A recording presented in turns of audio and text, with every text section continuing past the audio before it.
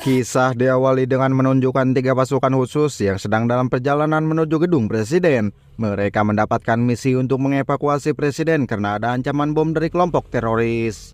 Which one of us gets to go in there and pull his crusty ass out of the chair? Not doing that. No, not doing it. Too late. Hold it up. Hold it up. Cheat. Go ahead. Senator Jeffers, you're sitting in a Delta 2. Aren't you nervous? Your presidential platform could crumble. This great United States of America. I will a God-given right of self-defense against. Pasukan khusus ini dipimpin oleh seorang mayor bernama David. Setelah tiba di gedung presiden, David segera mengevakuasi sang presiden. No. Pretty soft on crime. He's a marshmallow.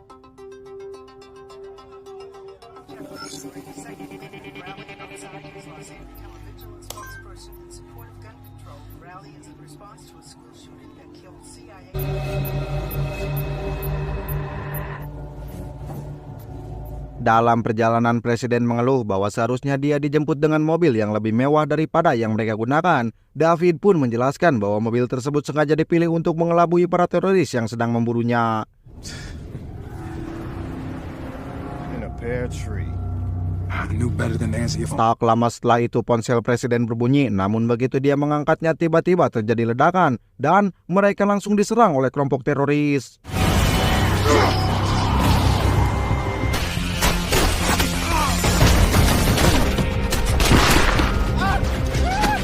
David segera membawa presiden ke tempat yang lebih aman, sementara 2 anak buahnya berusaha menahan serangan dari kelompok teroris.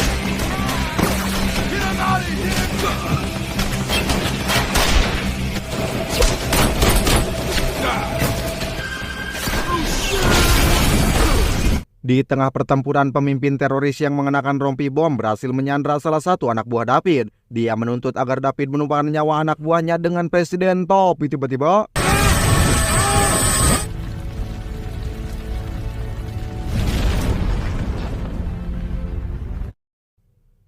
salah satu anak buah David berhasil meledakkan bom yang ada di rompi pemimpin teroris yang menyebabkan keduanya pupus. Setelah itu David dan satu anak buahnya yang tersisa segera mengevakuasi presiden dari tempat tersebut. Beberapa hari kemudian David tampak bersiap-siap untuk menjemput putrinya yang sedang menempuh pendidikan di luar kota. Damn it. Not again. Sure you're up for this? What, so we can get in touch with how well we don't know each other? Better 2/3. From Sean's phone. Mine's acting kind of funny.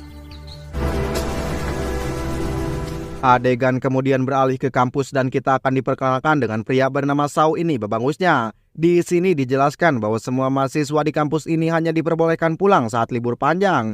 Mereka tinggal di asrama yang disediakan oleh kampus. Karena besok adalah hari libur panjang, sore ini semua mahasiswa bersiap untuk pulang ke rumahnya masing-masing.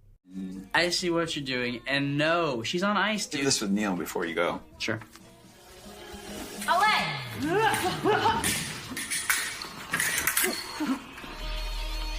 Away! Setelah selesai mengikuti pelajaran olahraga, Shaw didatangi oleh seorang wanita bernama Erin, putri seorang hakim agung di negara tersebut. Terlihat bahwa mereka berdua sangat dekat dan akrab. So, I guess when he gets here? How about you? Saat mereka sedang asik berbincang, tiba-tiba guru olahraga mendekati mereka dan memerintahkan agar segera berkelas karena kampus akan segera tutup. You're out. Of course. I guess. Cool. All right? Not coming in. When you left, you can't come back. Beberapa saat kemudian Shaw terlihat mengetuk pintu kamar Erin. Ketika Erin keluar, Shaw memberitahunya bahwa dia harus segera berkemas karena saat ini hanya mereka berdua yang tersisa di kampus. Mendengar hal itu, Erin segera meminta bantuan kepada Shaw. Why? Yeah, 2 of them. I've never been horseback. I could take you. Maybe. I Cool. have to make sure you leave safely before I can go. Well, maybe. Di luar kampus, beberapa orang tampak mencurigakan keluar dari sebuah mobil putih. Terungkap bahwa mereka adalah kelompok penculik yang berniat menculik Erin yang dipimpin oleh seorang pria bernama Drip ini babangusnya. Drip memberi perintah kepada anggotanya untuk segera melaksanakan tugas masing-masing. Sementara dia akan berpura-pura menjadi supir baru yang dikirim oleh ayah Erin yang merupakan hakim agung. Who the hell are you? The driver.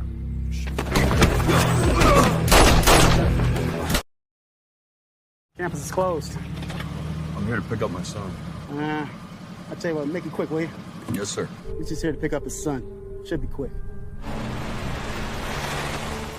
Di sisi lain, Erin dan Shaw terlihat sedang berjalan keluar dari kampus. Setibanya di luar, Erin disambut oleh Drip, yaitu pemimpin kelompok penculik. Drip memberitahu Erin bahwa dia ditugaskan oleh Hakim Agung untuk menjemputnya karena sopir yang biasanya menjemput sedang udur. Merry Christmas. Yeah. Hey, Merry Christmas. Johnny! Pada saat yang sama, David akhirnya tiba untuk menjemput putranya yang ternyata Shaw adalah putra David. Shaw terlihat sangat bahagia saat melihat ayahnya karena mereka sudah 6 bulan tidak bertemu. Ketika Erin akan masuk ke dalam mobil, tiba-tiba dia teringat bahwa laptopnya tertinggal di asrama kampus. David yang melihat Erin bertanya kepada Shaw tentang siapa gadis itu. Shaw pun menjawab bahwa Erin adalah putri dari Hakim Agung.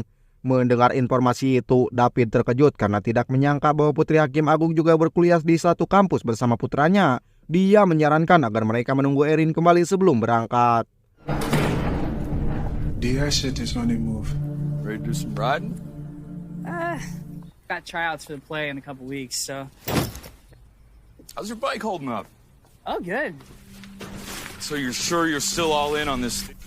I don't get to decide when I come and go, Sean. That's part. Saat David mengobrol dengan Shaw, dia memperhatikan seseorang yang menatap tajam dan mencurigakan dan memperhatikan semua petugas kebersihan di kampus tersebut. David segera bertanya kepada Shaw apakah supir itu sudah biasa menjemput Erin dan apakah masih ada mahasiswa di dalam. Shaw pun menjawab bahwa supir itu baru menjemput Erin hari ini dan semua mahasiswa sudah pulang kecuali dia dan Erin. Mendengar hal itu, David segera memerintahkan Shaw untuk menunggu di dalam mobil sementara dia akan masuk ke kampus untuk menemui Erin.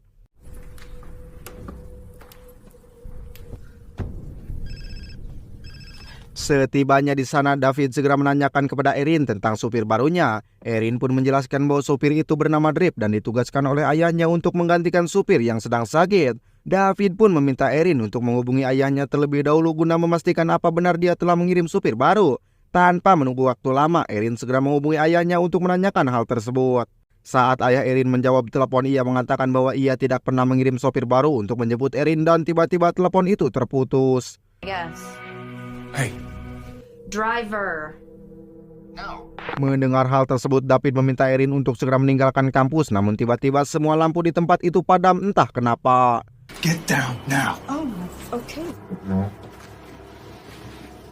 David baru menyadari bahwa semua orang yang dilihatnya sebelumnya adalah penjahat yang berniat menculik Erin. Ia kemudian meminta Erin untuk tetap tenang dan selalu berada di belakangnya.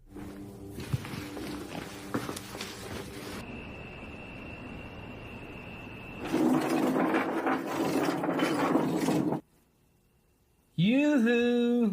Move in now. Contingency Delta. Full extract. Maintain a perimeter.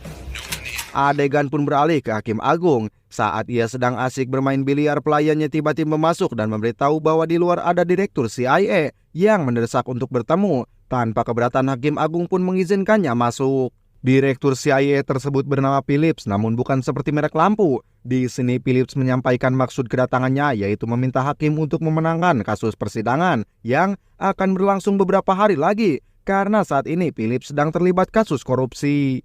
Mendengar hal itu, sang hakim dengan tegas menolaknya. Phillips kemudian mengatakan bahwa jika sang hakim menolak, putrinya yang bernama Erin akan berada dalam bahaya, karena saat ini Erin sudah berada di tangan Phillips. Ini berarti bahwa sopir dan semua orang yang tadi ada di kampus adalah orang-orang suluhan Phillips. Phillips memberikan pilihan kepada sang hakim apakah ia akan memilih memenangkan kasus Phillips atau menyelamatkan putrinya.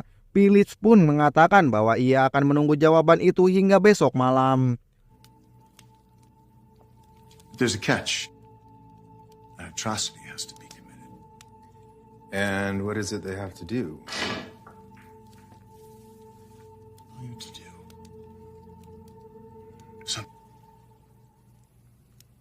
Kembali ke kampus, David dan Erin tampak perlahan-lahan mencoba mencari jalan keluar. Namun tiba-tiba Drake menghubungi Erin dan meminta agar Erin memberikan ponselnya kepada David.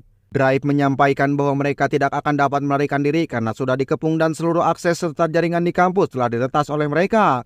Drake pun menyarankan David untuk menyerahkan Erin dan janji bahwa ia akan membebaskan David dan Shaw. Dan itu adalah satu-satunya cara agar mereka bisa keluar. Mendengar hal tersebut, David malah menantang Drive dan mengatakan, "Lo sebentar lagi akan mokat, belum?" Get you been out in two. Fucking amateur. Get you out of here.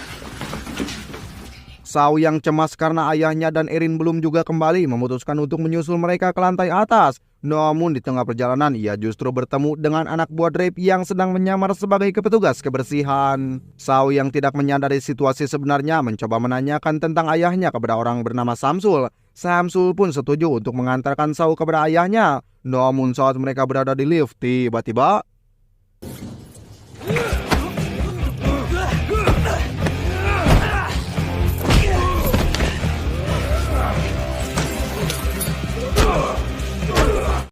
David membawa Erin menuju perpustakaan dan mengatakan bahwa mereka tidak boleh keluar sampai dia kembali. David kini berniat untuk melawan semua anak buah Drive hanya seorang diri. David yang melihat ada 2 ponsel yang tergeletak, namun saat akan mengambilnya tiba-tiba People I can call in a situation like this. There's a payphone in the gym. Sorry. Well, then take this. Here.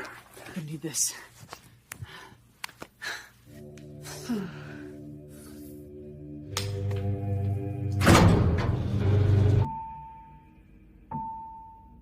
Thinks he's smart. Let's take a ride. Setelah berhasil mengingat pria botak tersebut, David segera membawanya ke lantai atas untuk diinterogasi. Sesampainya di sana, David mencoba menghubungi pihak militer untuk meminta bantuan. Tetapi sayangnya panggilannya tidak terhubung karena semua jaringan di kampus telah diretas. Tapi tiba-tiba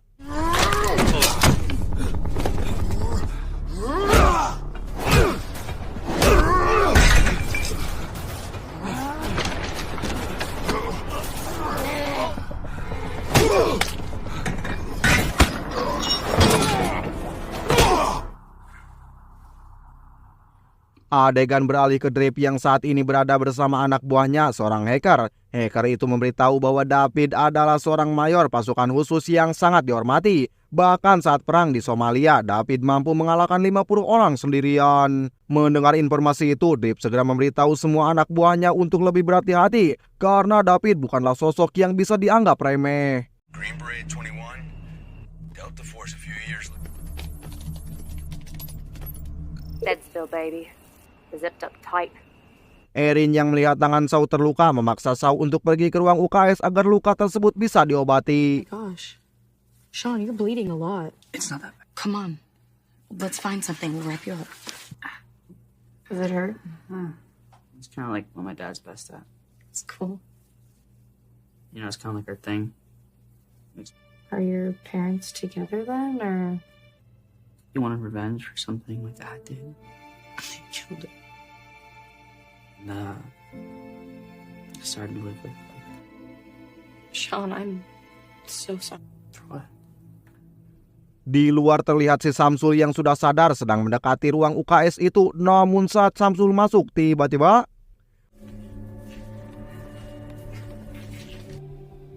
Be realistic, Aaron. You are not that selfish. Stay the fuck away from me. Hellos.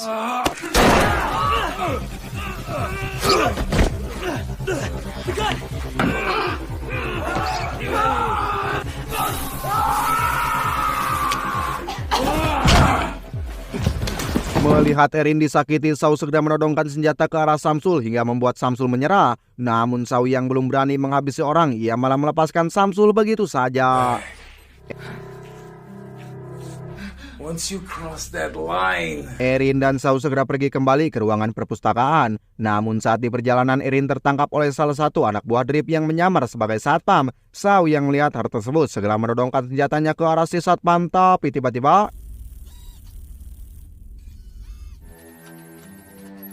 Papa Bear's on the north shore. There's a fucking tree. Krieg, Rose, move. Krieg, confirm he's dead.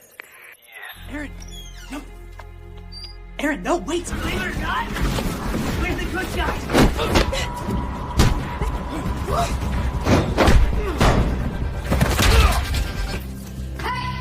I'm what you want, Ryan? You are gonna spend the rest of your life Setelah itu David mengajak mereka berdua untuk segera pergi dari kampus ini. Namun tiba-tiba si guru olahraga yang kita lihat di awal film muncul dari kamar kampusnya. Di sini David segera menanyakan apakah ada jalan lain menuju keluar. Si guru olahraga menjawab kalau di kampus ini ada jalan rahasia dan ia bersedia mengantarkan mereka. Saat di depan lift, anak buah Dave yang lain terus menembaki mereka. Di sini akhirnya David memerintahkan mereka bertiga untuk segera masuk ke dalam lift, sedangkan dirinya akan menahan serangan tersebut.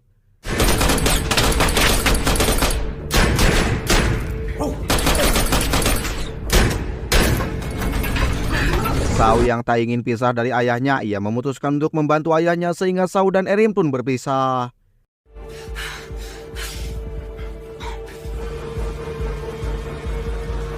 Ketika Erin dan si guru olahraga sampai di luar kampus, Saw dan satu anak buahnya ternyata sudah menunggunya di bawah.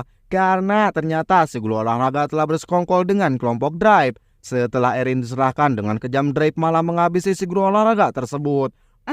Mamam tuh.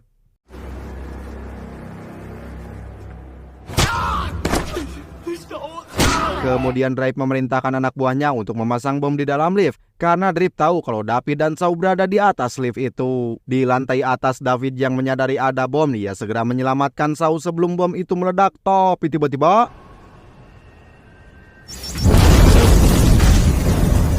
adegan pun berpindah ke sang Hakim Agung. Saat ini Hakim Agung mendapatkan kiriman video dari Philip yang memperlihatkan Erin sudah berada di tangan mereka. Melihat anaknya dalam bahaya, sang hakim pun bersedia untuk menuruti semua kemauan Philip. Philip pun meminta sang hakim agar datang seorang diri ke suatu tempat yang telah Philip sepakati. Saw yang saat ini berhasil selamat dari ledakan bom tadi, David memerintahkan Saw untuk mengejar Erin, sedangkan dirinya akan menghabisi sniper yang berada di atas.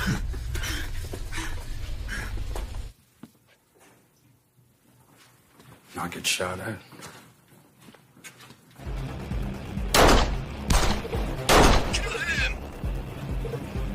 Sorry,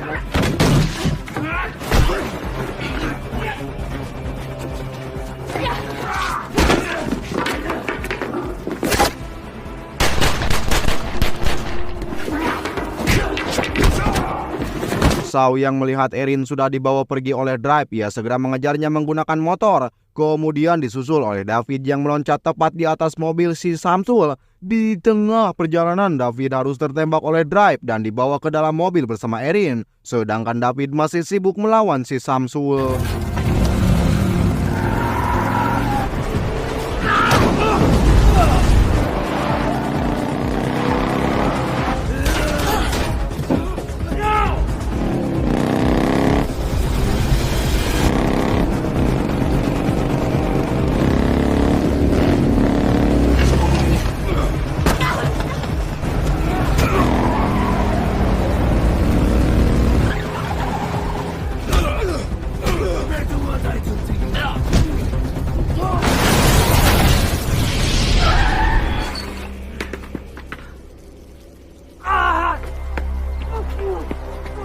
Setelah berhasil mengalahkan si Samsul, David melihat GPS yang memperlihatkan posisi sang Hakim Agung sedang melewati jalan ini. David pun segera menyetop mobil sang hakim dan memberitahu kalau ia di sini untuk membantunya.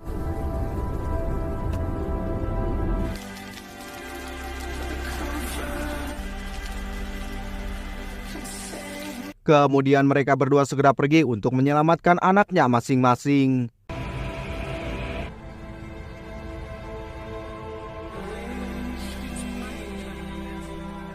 We all have callings. Come on, baby doll. Sesampainya di markas Philip, sang hakim langsung diperiksa oleh anak buah Phillips dan selesai diperiksa, sang hakim pun segera masuk ke dalam dan kemudian setelah ledakan itu, David datang dan langsung menyerang satu persatu anak buah Phillips.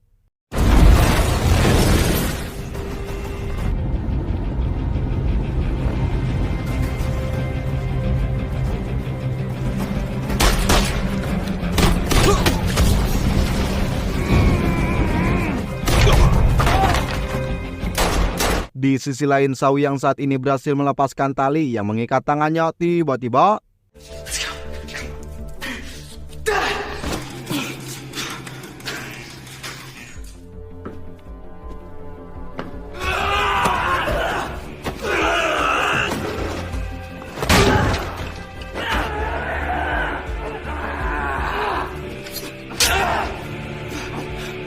Pada akhirnya Shaw mampu membalikan keadaan dan menghabisinya. Shaw segera mengejar Erin yang saat itu dibawa ke tepi danau. You and me are gonna go on a little boat right now.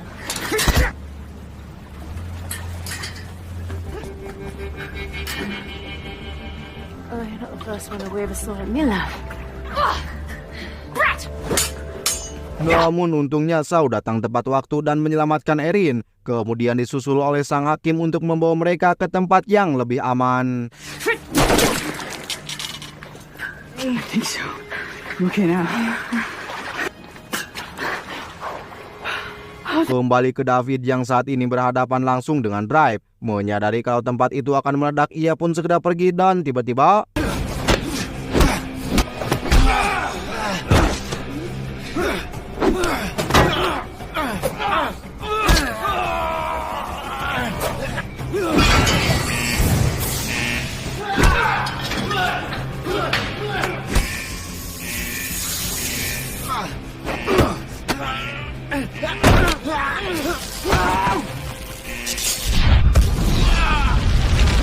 dan ya, tempat itu pun meledak bersama Drive. Setelah itu David segera menemui Shaw dan Erin yang sudah aman bersama sang hakim agung. Sementara Philip berhasil melarikan diri. Calling the shots here. The CIA of the United States of America?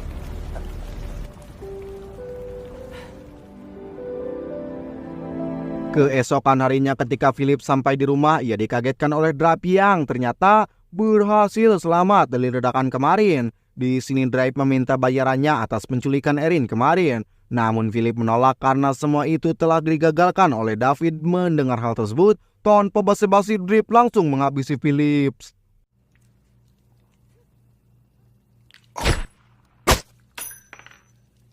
Two of them are dead. Adegan pun berpindah ke ruangan rumah sakit. Terlihat David sedang menemani Shaw yang dirawat akibat pertempuran kemarin. Kemudian David memberikan jam tangannya kepada Shaw yang ternyata jam tangan itu pemberian dari presiden. Sebagai penghargaan karena David telah banyak berkorban untuk negara ini. Just took it off some dead terrorists or something. It's classified. And without missing a beat, he takes off his Rolex.